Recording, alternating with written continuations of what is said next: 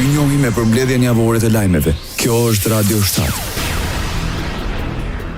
Autoritetet kosovare arrestojnë një shtetas të Kosovës me akuzën për përfshirjen në spionazh me Serbinë. Ministri i Brendshëm në detyrë, Xhelar Zveçla, tha se i arrestuari është Fatmir Sheholli, një person që ka pasur hapësira në mediat e Kosovës dhe se ka bashkëpunuar me aktorë që çdo ditë punojnë dhe veprojnë për të minuar Republikën tonë dhe progresin e saj, shkruan Xhelar Zveçla. Mbesim të përkushtuar të mbrojmë vendin tonë nga të gjitha qarqet që nuk hezitojnë ta rrezikojnë atë për çfarë do përfitimi të tyre. Koha e spionëve të Serbisë në Kosovë ka përfunduar. Kushdo që punon për Serbinë kundër Kosovës do të ndiqet pa kompromis, tha në rrjetet sociale Xhelar Zveçla.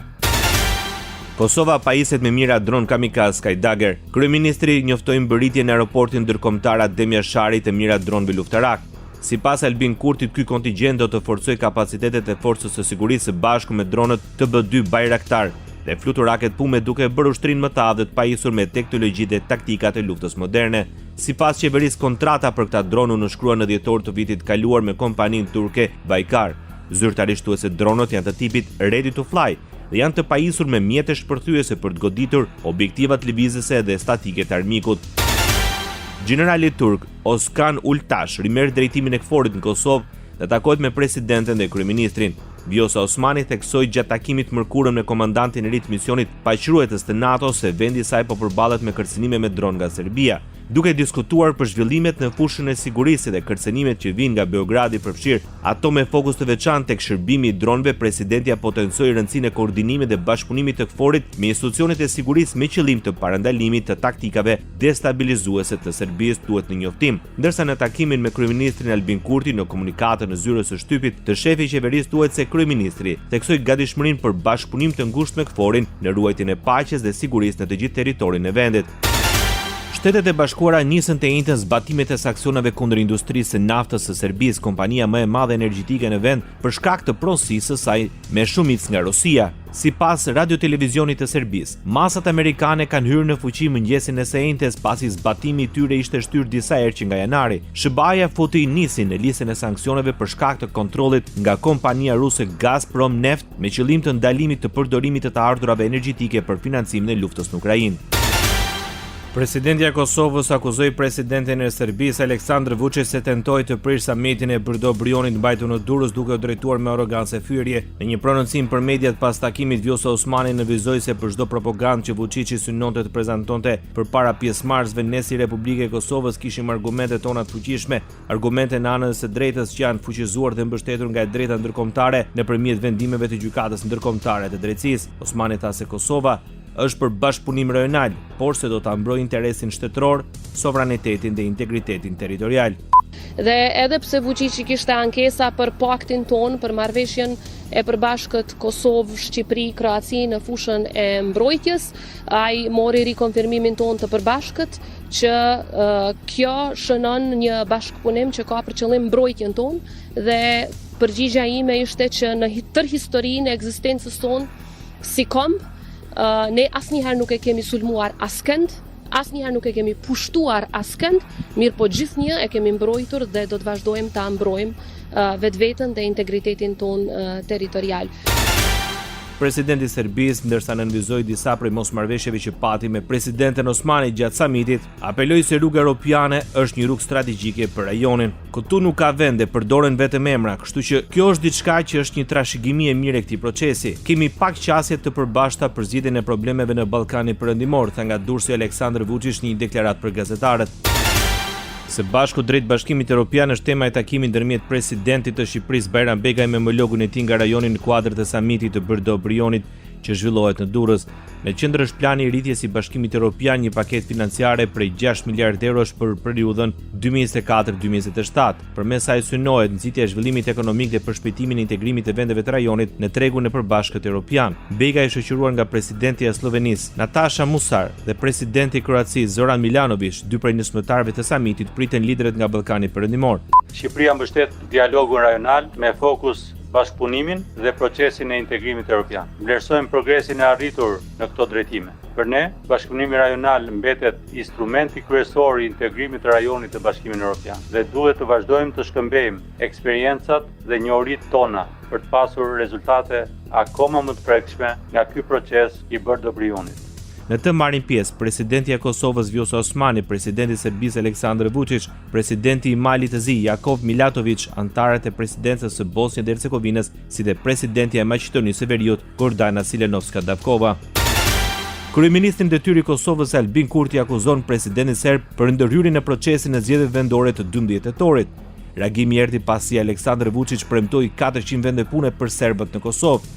Shefi i qeverisë në Prishtinë tha se kjo ndërhyrje e Serbisë është dhe më e rëndë se ajo e Rusisë në Europë. Premtimet për vende pune, joshja përmes përfitimit të mbështetjes financiare, kushtëzimi dhe shantazhi me beneficione sociale dhe deklarimet e zyrtarëve shtetëror të Serbisë se vetëm lista serbe e mbron Serbinë në Kosovë, siç bëri së fundmi ish kryeministri i Serbisë, tash këshilltar i presidentit atje, Miloš Vučević, e siç ka bërë edhe vetë presidenti i Serbisë, Vučić, janë metoda të përsëritura të ndërhyrjes së Serbisë në procesin zgjedhor në Kosovë. Ai bëri thirrje Bashkimit Evropian që ta dënojë këtë veprim të Beogradit zyrtar, i cili po ndërhyr në zgjedhje demokratike.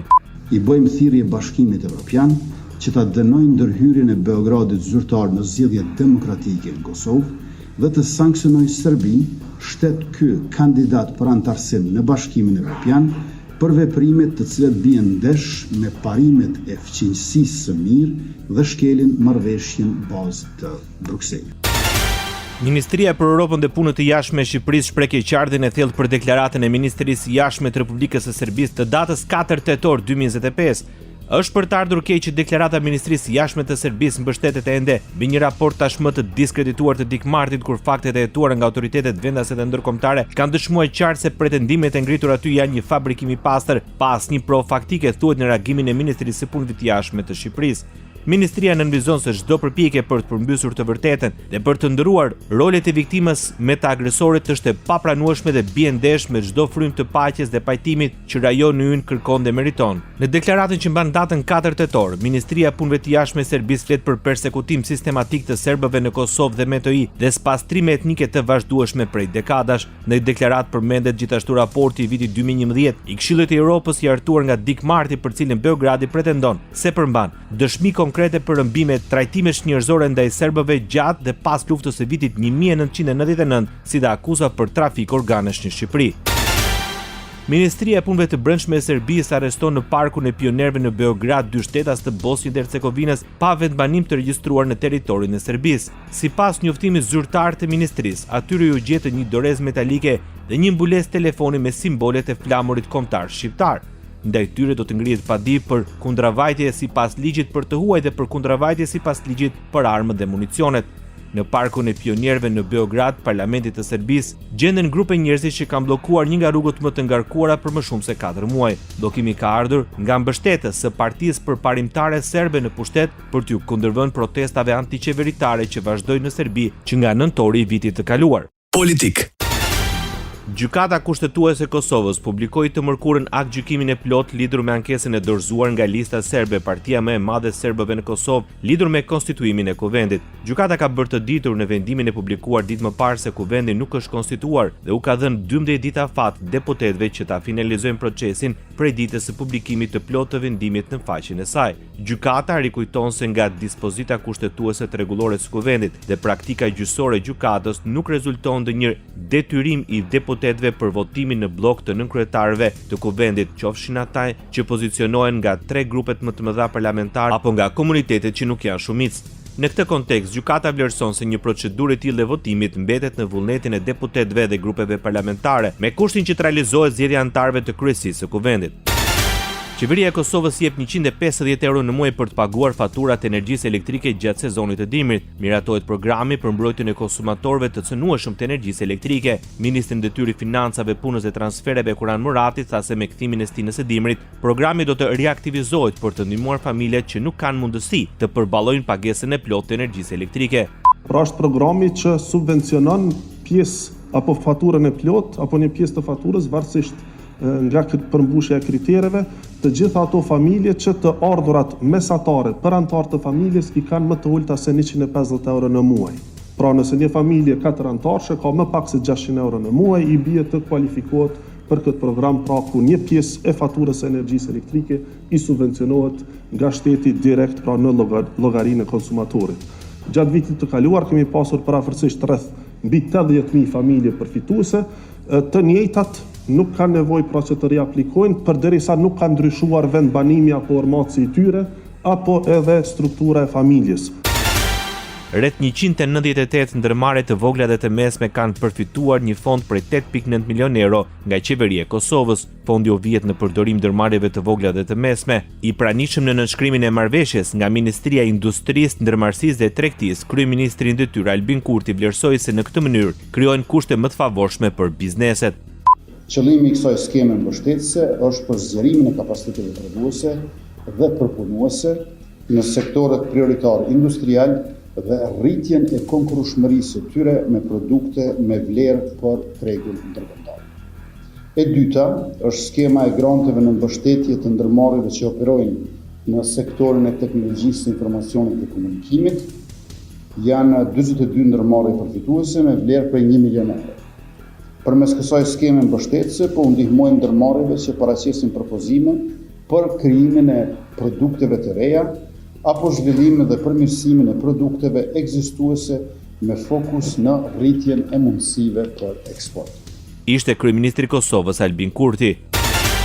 Kryeministri i detyrë i Republikës Kosovës Albin Kurti para inspektorëve të arsimit vlerësoi përpjekjet dhe angazhimin e tyre duke rikujtuar sfidat me të cilat është përballur ky institucion ndër vite. Ai tha se për një periudhë të gjatë inspektoriati ka funksionuar me vetëm 25 inspektor, një numër që sipas tij nuk përkon me nevojat reale të sistemit arsimor në vend. Ai tha se si rezultati i angazhimit të qeverisë dhe Ministrisë së Arsimit janë shtuar 22 inspektorë të rinj, të cilët do të forcojnë më tej praninë dhe mbështetjen në terren për institucionet arsimore në vend. E di mirë se inspektimi nuk është detyrë e lehtë.